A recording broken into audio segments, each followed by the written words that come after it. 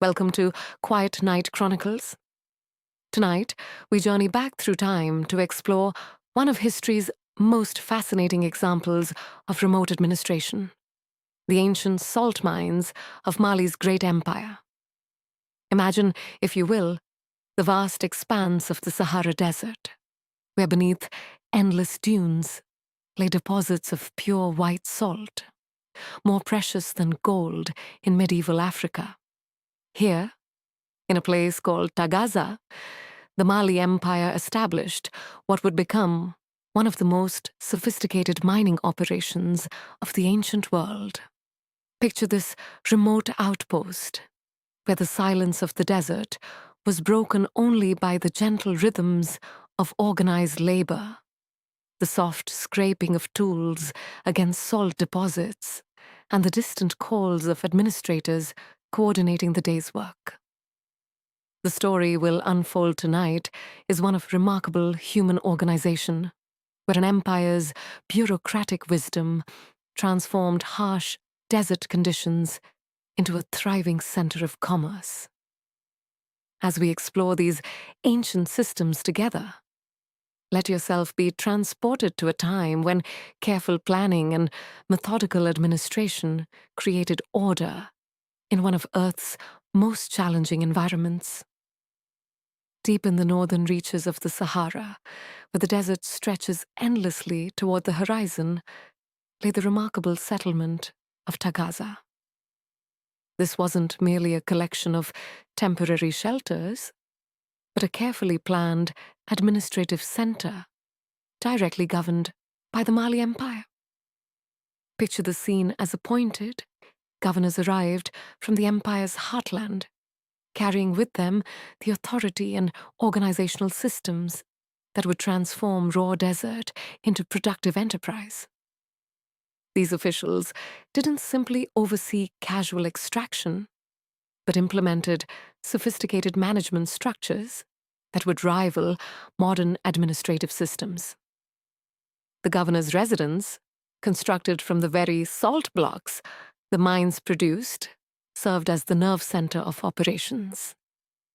From here, daily decisions were made about worker assignments, production quotas, and coordination with the empire's broader economic networks. Imagine the quiet efficiency of these morning meetings, where officials reviewed the previous day's output and planned the coming day's activities. The administrative hierarchy extended downward through appointed supervisors, each responsible for specific aspects of the operation. Quality controllers ensured that every salt bar met the empire's exacting standards, while production coordinators managed the flow of materials from extraction to preparation for transport. This wasn't a chaotic rush for resources, but a methodical, almost meditative process of turning desert deposits into the empire's white gold. The rhythm of life at Tagaza followed nature's own calendar, with worker rotation systems that demonstrated the empire's deep understanding of desert survival. As the cooler months approached each year, caravans would arrive from southern Mali, bringing fresh teams of workers ready to begin their seasonal assignments. Picture these travelers, having journeyed for weeks across varied landscapes, finally cresting the dunes to see the organized settlement spread before them. The transition was managed with careful attention to both efficiency and human welfare. Experienced workers from the previous season would spend several days training newcomers, sharing not just techniques for salt extraction, but crucial knowledge about desert survival. These rotation patterns weren't arbitrary, but reflected generations of wisdom about when the harsh Saharan climate was most manageable for intensive labor.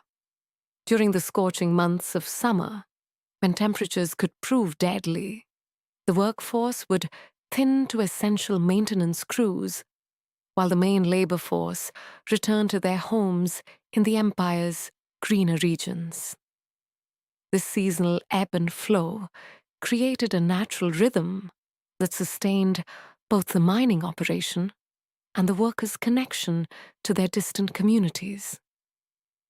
The rotation system also served the empire's broader interests, ensuring that knowledge of salt production remained distributed among its population rather than concentrated in a permanent desert community that might develop dangerous independence. As dawn approached each day at Taghaza, the settlement would stir to life with the gentle efficiency of a well-orchestrated performance.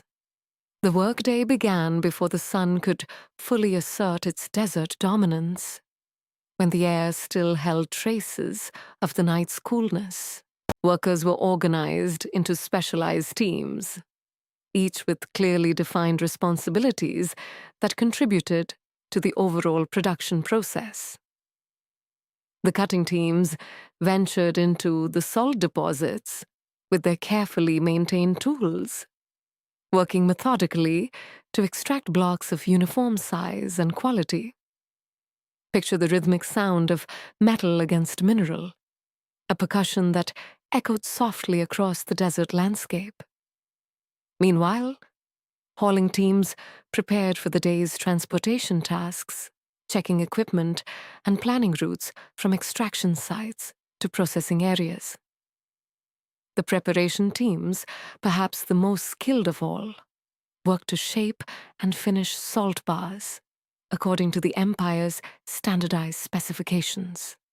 Each role was essential, and the daily schedule ensured that no bottlenecks developed in the production chain. Supervisors moved quietly among the teams, not as harsh taskmasters, but as coordinators, ensuring that the day's work flowed smoothly. Break periods were scheduled during the harshest sun, when workers could retreat to shaded areas and rest until conditions became manageable again. This wasn't merely about productivity, but about creating sustainable work patterns that could be maintained season after season, year after year. The Mali Empire's commitment to systematic record-keeping extended even to this remote desert outpost, creating an administrative marvel that would impress modern bureaucracies. Imagine the quiet concentration of clerks working by lamplight, carefully recording the day's production figures using a sophisticated combination of Arabic script and traditional counting systems. These weren't simple tallies, but detailed records that tracked worker attendance, production quotas, quality assessments, and preparation for transport. Each salt bar was noted not just for its weight and dimensions, but for the team that produced it and the quality controller who approved it for shipment.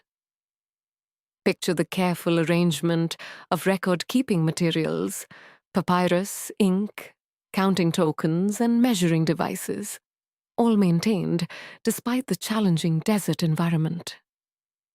The administrative precision extended to tracking which workers were approaching the end of their rotation periods, ensuring smooth transitions as new teams arrived.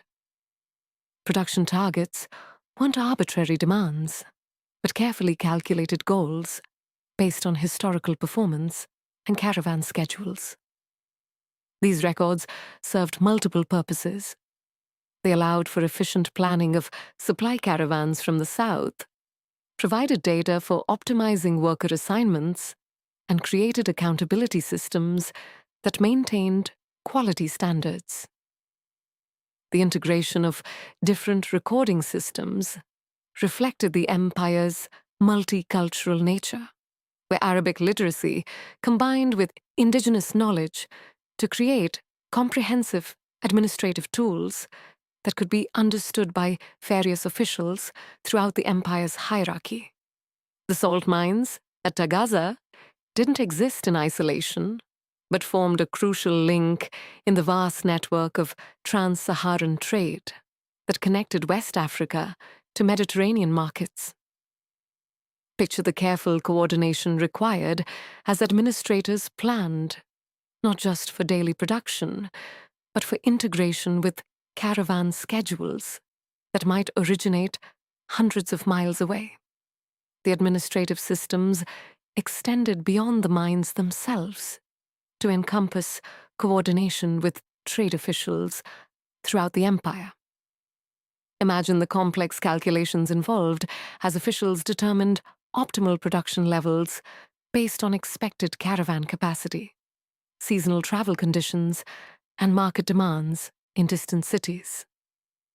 The standardization of salt bars wasn't merely about local efficiency, but about meeting the precise requirements of international trade networks, where consistency meant the difference between profit and loss.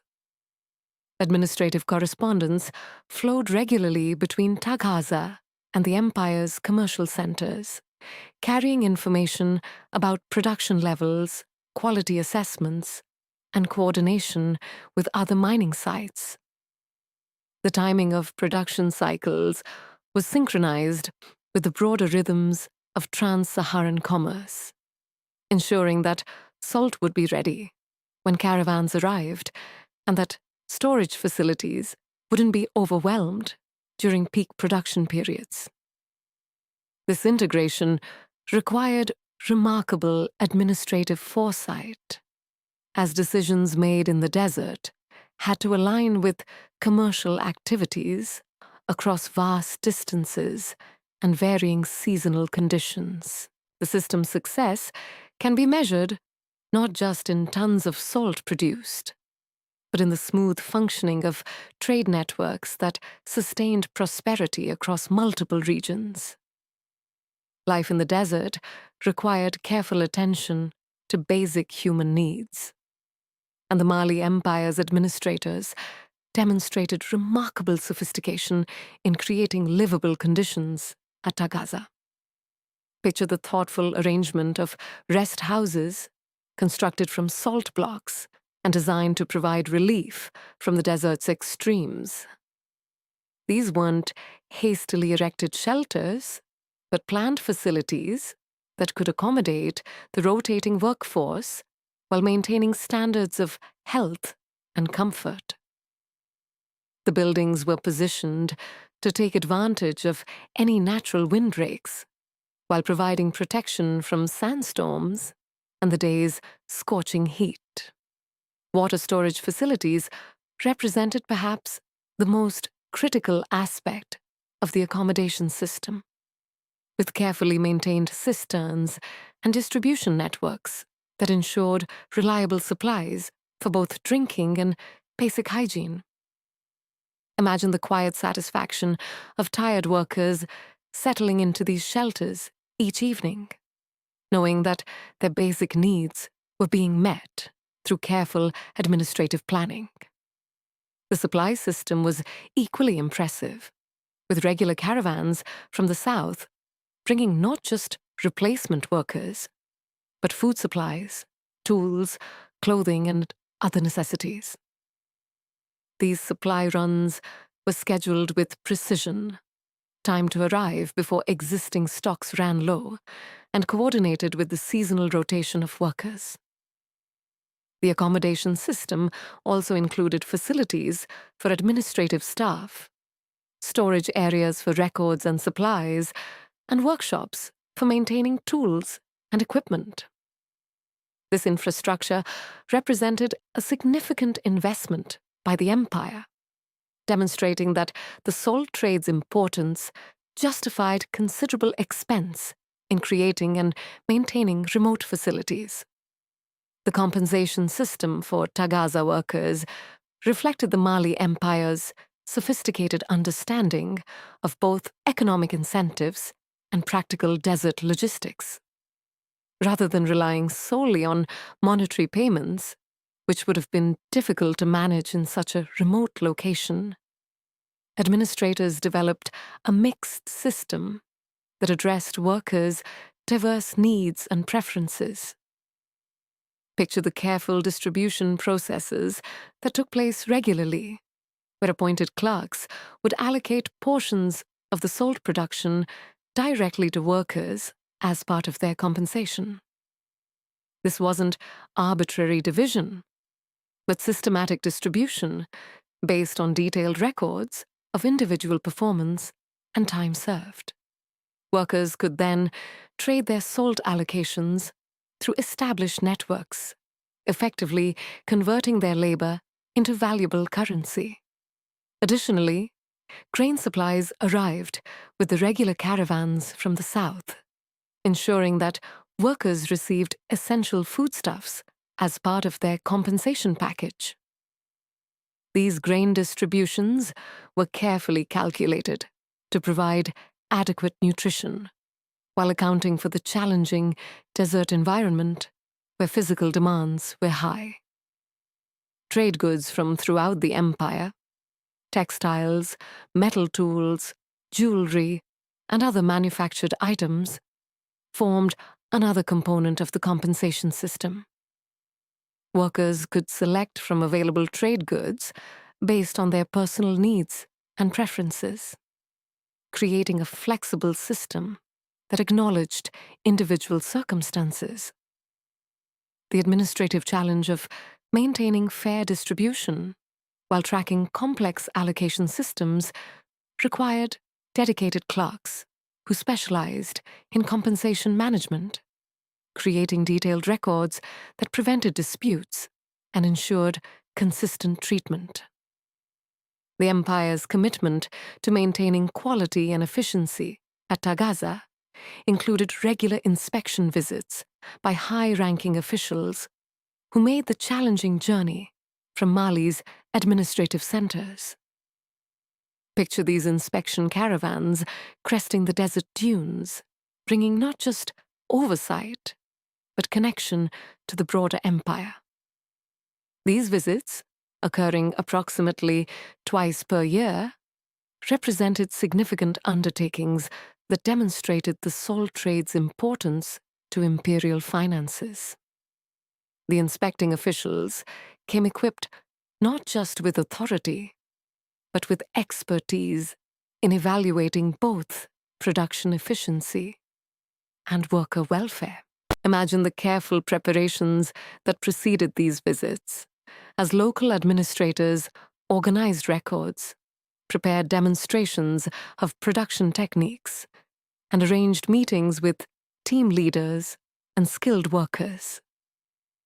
The inspections weren't merely bureaucratic exercises, but opportunities for knowledge transfer between the remote mining operation and the empire's administrative centers. Officials would review production records, assess the condition of facilities and equipment, and evaluate the effectiveness of worker rotation and compensation systems. These visits also served as occasions for policy updates, where new techniques or administrative improvements developed elsewhere in the empire could be implemented at Tagaza.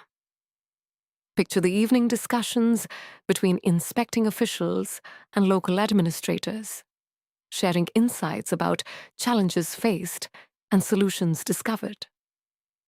The inspection system created accountability, while also ensuring that the remote operation remained connected to the empire's evolving administrative practices and commercial strategies.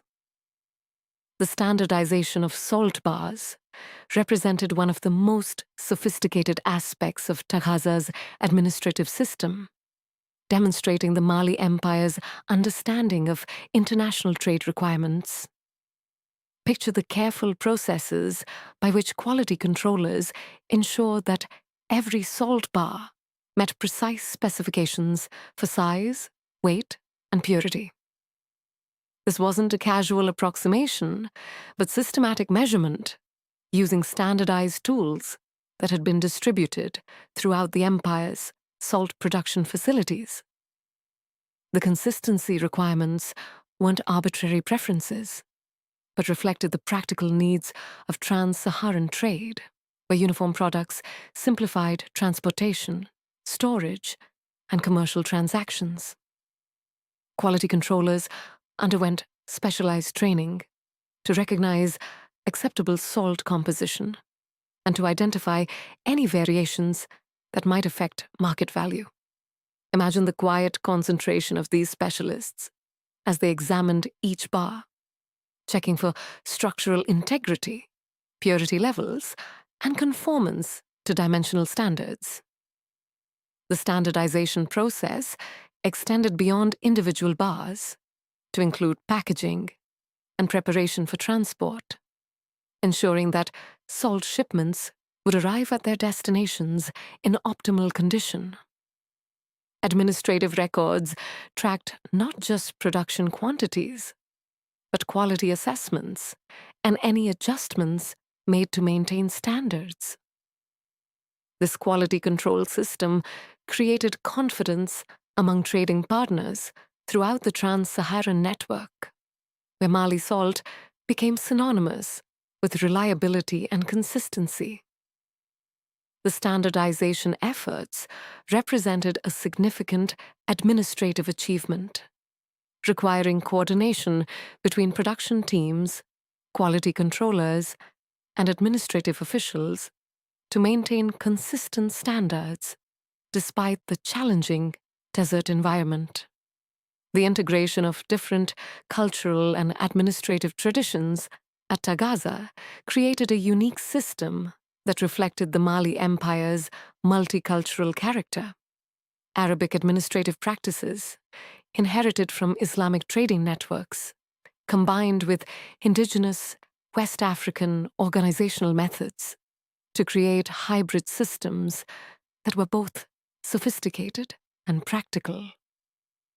Picture the fascinating blend of record-keeping techniques, where Arabic script captured complex production data, while traditional counting methods tracked worker schedules and compensation allocations. This integration wasn't merely additive, but created new administrative approaches that were specifically adapted to desert mining conditions. The combination of different knowledge systems created redundancy that improved accuracy and reliability, as important information could be cross-checked using different methods. Imagine the collaborative relationships that developed between administrators from different cultural backgrounds, each contributing specialized knowledge to the overall system. The linguistic diversity at Tagaza required administrative flexibility, with important information often recorded in multiple languages or symbolic systems to ensure comprehension across cultural boundaries. This multicultural approach extended to worker management, where supervisors needed to communicate effectively with teams that might include people from various ethnic groups and linguistic traditions. The administrative success at Tagaza demonstrated the Mali Empire's ability to create unified systems that respected cultural diversity while achieving practical efficiency. The hybrid administrative approaches developed at the salt mines influenced other imperial operations, contributing to the empire's overall administrative evolution. The seasonal rhythms that governed life at Tagaza created a unique form of desert community that appeared and disappeared with natural cycles. As each rotation period ended, imagine the careful processes by which departing workers transferred knowledge to their replacements, ensuring continuity of production and maintenance of safety protocols. These transitions weren't abrupt changes, but gradual overlaps that maintained operational efficiency while allowing for knowledge transfer and relationship building. Picture the evening gatherings where experienced workers shared not just technical knowledge about salt extraction, but crucial survival information about navigating desert conditions, conserving water, and maintaining health in the challenging environment. The seasonal workforce created a rotating community where friendships formed quickly and professional relationships developed intense loyalty despite their temporary nature. Administrative systems had to accommodate these unique social dynamics, creating procedures that maintained authority and discipline while acknowledging the special circumstances of desert work. The rotation system also created opportunities for workers to develop skills and advance within the imperial administrative hierarchy, as successful performance at Taghaza could lead to appointments in other commercial operations. Imagine the pride felt by workers who completed multiple successful rotations, earning reputations as skilled desert operators who could be relied upon under challenging conditions. The seasonal nature of the workforce also influenced the broader economy of the Mali Empire, as returning workers brought not just compensation from their desert service, but knowledge and connections that strengthened commercial networks throughout the region. The legacy of Tagaza's administrative systems extended far beyond salt production, influencing administrative practices throughout the Mali Empire and contributing to broader developments in African commercial organization. Picture the administrators who gained experience in desert operations, returning to serve in other imperial positions, carrying with them sophisticated understanding of remote facility management, worker organization, and quality control systems. The innovative approaches developed at Taghaza, particularly the integration of different record-keeping traditions and the management of seasonal workforces, provided models that were adapted for other imperial operations. The success of the salt mine administration demonstrated the empire's capability to maintain complex operations across vast distances and challenging environments, contributing to Mali's reputation as a sophisticated commercial power.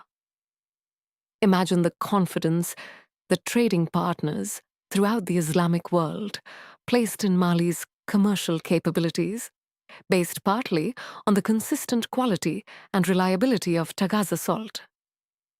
The administrative innovations developed in the desert influenced urban commercial practices, rural agricultural organization, and military logistics throughout the empire. The systematic approach to worker welfare, compensation management, and quality control created administrative traditions that persisted long after the specific context of desert salt mining had changed. Modern historians studying these ancient systems continue to find remarkable parallels to contemporary management practices, suggesting that the fundamental challenges of organizing human labor and maintaining quality standards have changed less than might be expected across centuries of technological advancement. As our journey through the ancient administrative systems of Mali's salt mines draws to its peaceful conclusion, we can appreciate the remarkable achievement represented by these desert operations.